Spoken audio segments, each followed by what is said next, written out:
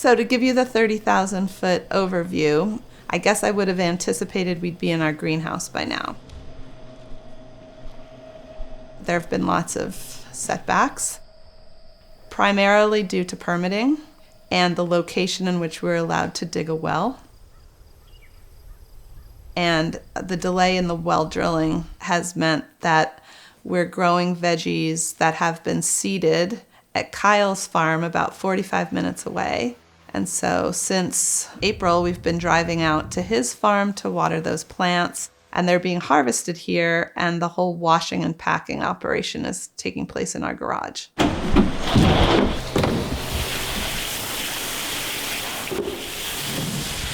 So produce is going well. We have an amazing crew who have contributed to the spirit and the culture here. 20 crates of romaine is what you're harvesting? 22 crates. 22, yeah. Wow, and that's for an actual order? Yep. Yeah, for all of the stores. They ordered a lot. With that energy, I know we're going to, despite the delays, we're going to be okay. Oh, no. It's okay. We've got a team of people who have all sorts of different experiences and life experiences, but they are resilient and hardworking and collaborative with one another. It's just been fun to have that team around here every day and the positive energy. Good morning. We got a beautiful day today. Haley's on delivery, and so she'll be joining us. The crew is awesome. You know, they're all pretty new to farming, but they picked up things quickly. They have a great attitude, and that's huge. What we've planted so far, it's around 10 crops. It's cucumbers, kale, basil, jalapenos, lots of romaine, fennel, lettuce, our Thai basil. This is our second field. This romaine is what we'll be harvesting this week. First year, it's a heck of a lot of setup, but it is very gratifying. It really is. So I'm excited to see where it goes. You know, the biggest accomplishment really is we are now growing and harvesting and delivering really delicious, healthy produce to Forage, and it's turning up in people's bowls.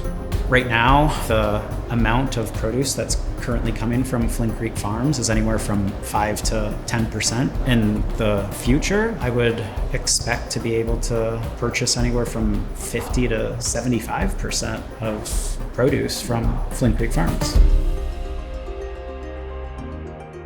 In the scheme of things, it doesn't sound like it's that big an accomplishment. There are lots of farms and businesses that do that all the time, but from where we started, which was really from scratch, that's really an important milestone for us.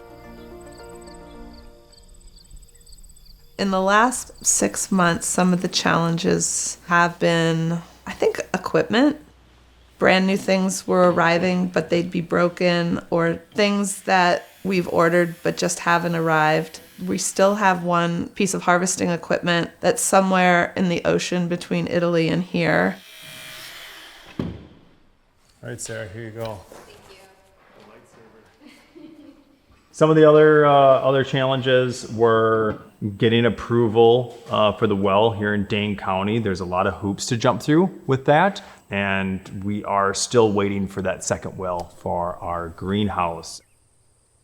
Originally, we wanted a well that was going to be right next to the greenhouse, and we learned during the permitting process that was too close to Flynn Creek. We needed to be 1,200 feet away from Flynn Creek, preferably 1,600 feet away. And we're like, in that case, we can only have one, and it has to be 1,600 feet away anyway. Let's take it up here and have it be as high capacity as possible. So we went down 400 to 500 feet below the Flynn Creek aquifer in some strata that's like the underworld or something, I don't know. We're really cognizant of the fact that, you know, water is a scarce resource, and that's why the water retention pond is so important. And Well, we've had some extreme weather this summer across the country and across the globe, but specifically within Wisconsin this summer, we've had extreme weather as well. And that extreme weather has taken the form of very high temperatures and very low rainfall. We're having the worst drought that Wisconsin's had in over 50 years. May and June, we got very little rain. July we got rain, but it came in torrents. In April, it looked like it was a decent start. We got one rain kind of a week for 2, maybe 3 weeks, and then it was nothing. And that's something I guess I've seen too more is just the forecast being off. You'll see a 90% chance of rain just go away. The drought, it was scaring many farmers. I felt a little smug that our farm was going to be in the Midwest and there were not as many water concerns here, only to move here and have one of the worst droughts occur, and also realize that there's no part of our country that's immune to water shortages. We have to plan for this being the new normal. The way that informs what we're doing longer term is I really think about there are two important inputs to this business. One is healthy soil and the other one is water retention. And so if we get those two things right, we're going to have a healthy business in a wide variety of weather conditions. So if we have systems that can handle extreme drought or extreme flood, we're going to be able to proliferate as a humanity with Earth.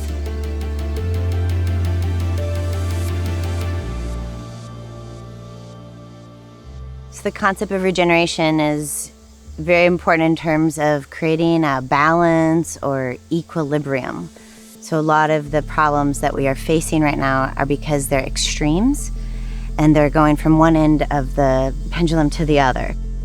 So moving towards the regenerative paradigm means that we're actually finding more balance and not having to swing so extreme that we get drought, and so then we have to have crop insurance, and then we have to have a bigger GMO, whereas if we go back to ancient wisdom, indigenous wisdom of building soils, harvesting water, working with the environment that we have, that actually creates a sustainability and a stability. So that regeneration is actually more of a stability that we're looking for.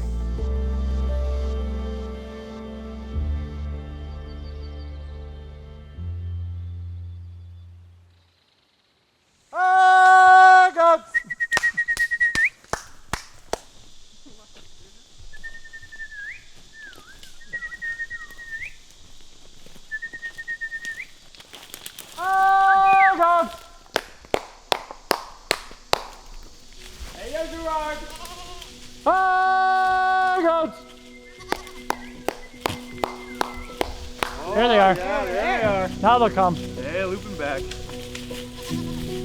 Goats are kind of a first step in the regenerative grazing system that we're trying to get in place. So what they do is they get in a really overgrown forest like you can see here, and they will take out all the brush and they'll make it easier for us to start taking canopy down. And once you can take canopy down, sunlight will hit the floor and you can start raising pasture grass, which will allow us to be able to raise cattle next year. And so that's the goal. It's kind of like an entrance into kind of an unmanaged forest to be able to start grazing on our southwest Wisconsin biome, which is oak savanna. And that uses large fruit-bearing trees as the overstory, like an oak, a walnut, a chestnut. All of these plants, they produce a crop, but they're perennial and they will be able to kind of be managed by the livestock. You can't have a regenerative agriculture without animal integration. Animals really are some of the best land managers. Here at Flynn Creek, being able to do some of the beginning steps of the agroforestry work here, all with that vision of having more ruminants be the land managers, it's huge.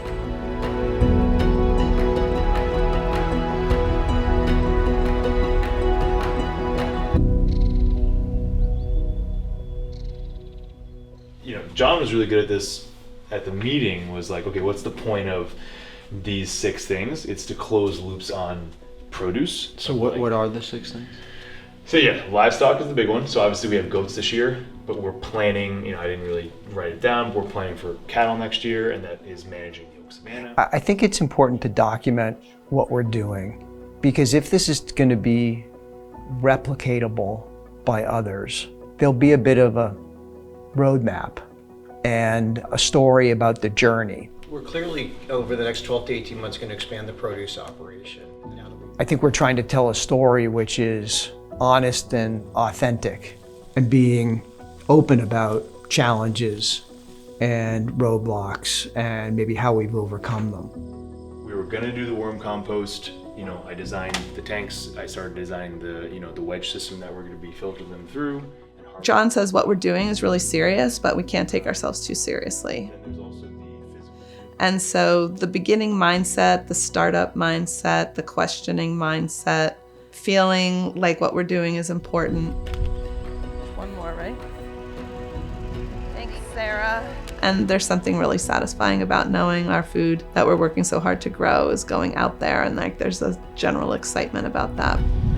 We are loading up deliveries right now, about 6 in the morning, and we're heading to all 4 Forage Madison locations. I mean, we're doing anywhere from 500 to 700 pounds of cucumbers a week. I feel pretty blessed to be able to work with the earth. There's never been anything more gratifying as far as work goes for me. We've been blessed with some of the best land in the country, and I hope to just take care of it as best as possible and just keep giving it my best, I guess. I think also there's just a general excitement about being part of something new. You know, in 5 or 10 years, people will be able to say, oh yeah, I was employee year 1 or something, and that, I don't know. You don't get that many opportunities in life to be in on something from the ground floor.